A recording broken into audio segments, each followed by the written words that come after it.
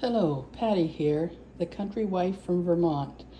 Today I'm just stopping in with a very quick picture of the sailor slippers and where they are right now, because today I'm hoping to start the seaming them up. It's very interesting how these have gone.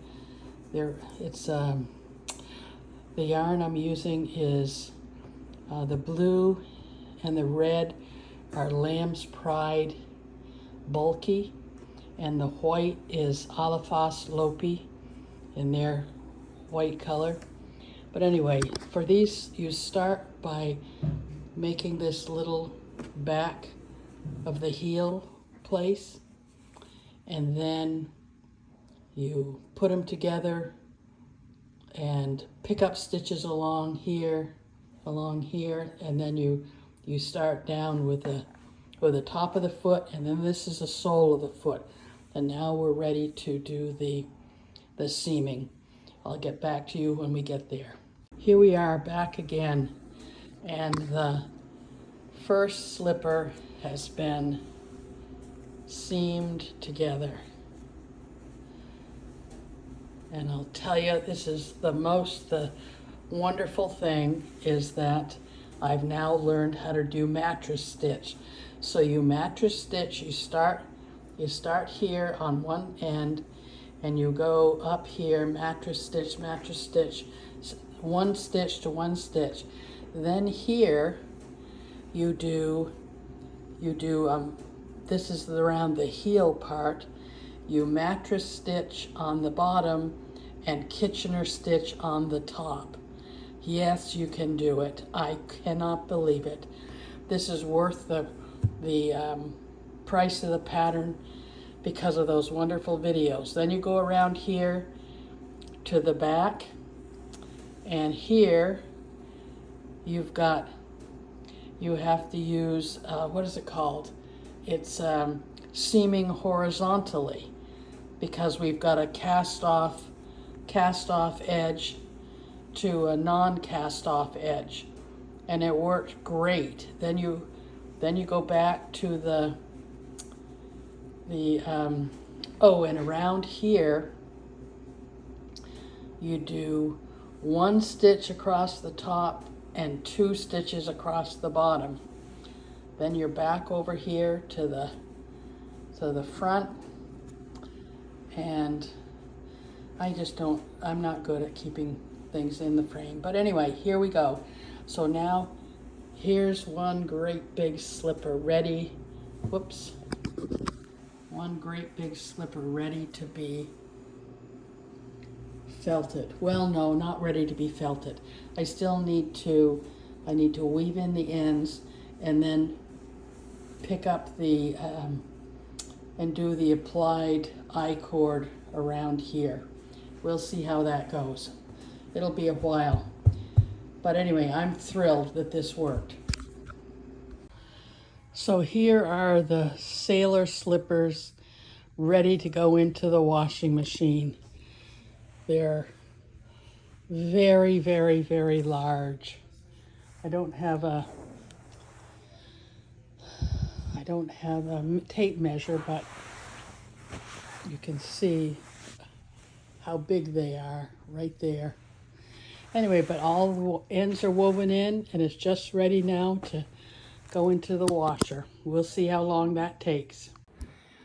Okay, back again. Here we are. Now I'm going to show you my one finished project that I started showing you earlier. This is going to sound kind of funny because I'm putting the clips together, I hope. They don't always work, but anyway. So here are the slippers. Look at that. So these look like clown shoes, don't they? Well, they kind of are. My husband has very large feet. He has size 13, so he's very tall.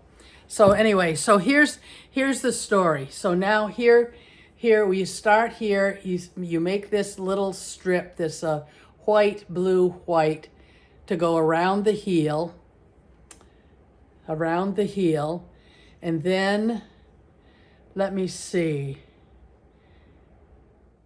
Then you pick up stitches starting at the bottom and go up here, and then you cast on stitches here, and then over here you pick up more stitches, and then you knit back and forth all these stripes and different, you know, you're, let me see, do we increase or decrease? I can't remember. Whatever the pattern says, I did. And then you come down here to the bottom. You've come up to the bottom and you've decreased, obviously, and then you add the new color in and do a plain one for the bottom. And then it's time to sew it together.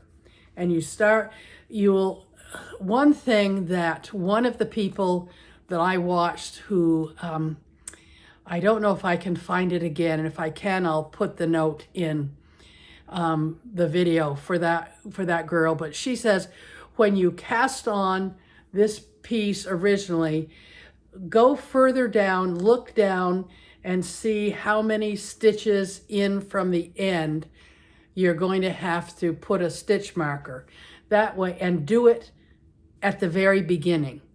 Then you don't have the issue of trying to figure out how many stitches are here and where you're going to, because you're going to put 2 stitch markers. And I've kind of forgotten why you're putting the stitch markers there, but you do. But you do it at the beginning and you're fine. Okay, also let me tell you that I learned a ton about seaming things. There's many different kinds. So from the toe up to where this is, you do a mattress stitch. And then from here, you do a mattress stitch, and you're picking up 2 bars from the sole, and you're using Kitchener up here. So it's a very interesting thing. So you do mattress here and Kitchener here.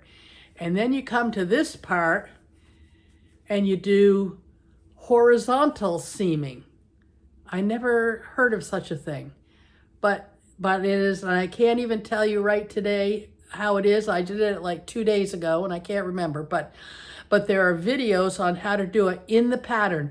The wonderful thing about this pattern is it costs quite a bit for the pattern, but she includes probably, I bet, close to 10 or more videos to show you each step of the way. And it's not all her doing it. It's, for example, Suzanne Bryan. I love Suzanne Bryan. I really trust her. Her information is always fabulous and works perfectly. So anyway, so those videos are there. Then you've got the thing all put together, and it's this huge clown foot. I think I made a tiny video of it. So hopefully the clips will be there and you can see it. And then you do the I-cord, applied I-cord. Now, she has you start doing the I-cord from the beginning, from the inside. She says it looks better. And actually, on the blue one, it's pretty good. Pretty good. Not 100%, but pretty good. This one is not as good. So I can tell you right now that I believe the reason that this does not look as good is because when you're in here, there's a bump, a purl bump, and then there's a smiley face. And I think, and she says, choose in the applied I-cord video, it says, it doesn't matter which one of those you choose, but always do the same one. And I think that these places where you can see the white there, I wasn't doing the same one. But you know what? These are slippers. I still wish they were better. And there's a possibility that I'll make them again, but it's not a probability. And the length of these is just fine. They had to go in the washing machine. I had to do 2 cycles with the hottest water and the highest spinning and high soil. Those are the only ways that I can judge it. And so it took 55 minutes for each cycle, but then it took all night, and they're still not quite. It feels a little bit cool, so that means it's still not quite dry. So that's something that I learned. If the wool feels cool, it's still slightly damp, even though actually here it does feel damp and cool. So anyway, those are some things that I learned. If I think of other things while I am writing up the notes, then I'll put them in. But this was kind of a fun knit. It seemed like it took forever because I was strung out with the health issues in our family. And I will say, we'll move on to the health issues. And I'm going to say that things, hopefully in a week or maybe 2, I can give you a report. But right now, I'm kind of encouraged.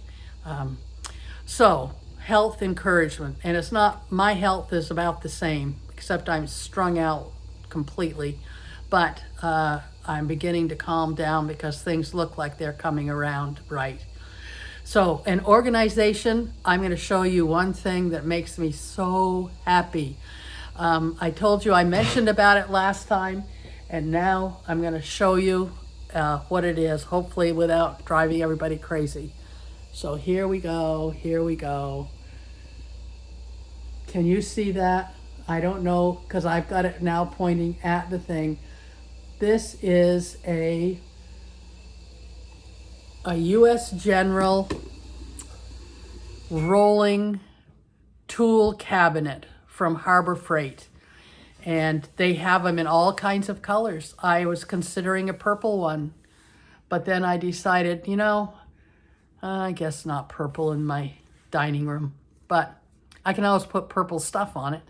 But anyway, so there it is. That's a 7-drawer rolling tool cabinet from Harbor Freight. It's the U.S. General one, and it's got 7 drawers, as I said.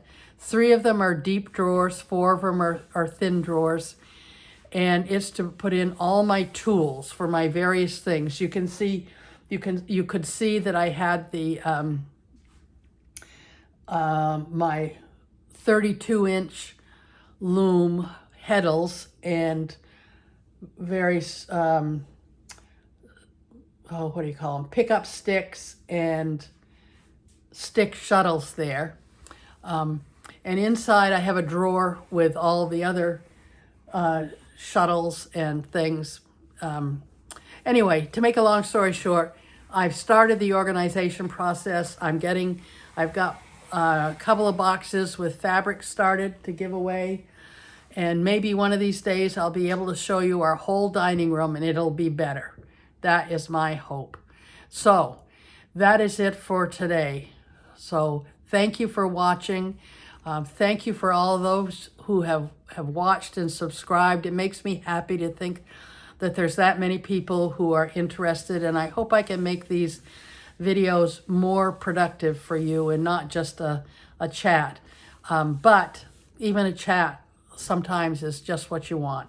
So do good, be good. Let's do it now together. Thanks for watching. Bye now.